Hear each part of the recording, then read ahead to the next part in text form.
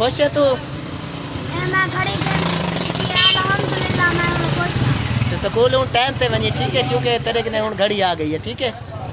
हाँ, अस्सलाम वालेकुम वीवर, मैं तुम्हारे ने उम्मीद करना तो सारे खरीत नाल ते अफियत नाल अल्लाह दी हिफ्ज़ अमान दे विच तो वीवर जीता भी हो ते खुश करो मसो ए दुआवां सारियां तुम्हारे नाल है। तुसा साडा यूट्यूब चैनल दे पवे वेला छुवर ते आज ए मेरा छोटा जेड़ा नन्ना मुन्ना भांजा है इको घड़ी दी अशा ज़रूरत है, क्योंकि ये स्कूल पढ़ते स्कूल वंजण किते ए रोज़ाना लेट थी वेंदे इत गल वे खले पींदे रोज़ाना ते ये सोचे कि खले किने बचण किने एक बहुत सुनहरी तरीका है। केड़ा सुनहरी तरीका है कि मैं घड़ी हाथ च पैसा टाइम देखसा ते वल मैं स्कूल टाइम ते बिल्कुल पहुँच वेसा ते मैं खले किने रोज़ाना दी परेशानी किने बच वेसा ते हुण खान साहब किने है करे से ते इन्हें किने रियायत घड़ी घिंदे पैसे मैं ये गलू रात कर दे कि स्कूल पढ़े, बिल्कुल। अगर स्कूल सही ना पढ़े तो वाला दोबारा तक घड़ी वाला मैं न दे।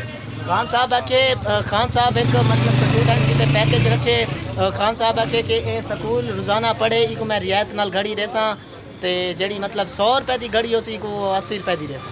बिल्कुल बिल्कुल, क्योंकि खान साहब आप भी बच्चे आला है इंदे बाल भी स्कूल पढ़ देते हैं। सही खान साहब और सारे ही बाल को नन्हे मुन्ने बाल को घड़ी दो सोनी घड़ी बाहर रियायत घड़ी गरीब नहीं घड़ी इंशाल्लाह। हाँ।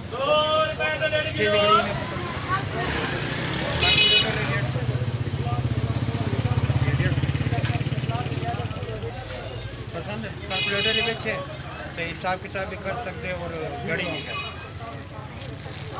वीवर ये कैलकुलेटर वाली घड़ी है, क्योंकि ये बाल पढ़ता पे मैथ करे सी इंदे विच दो काम है, एक तीर नाल दो शिकार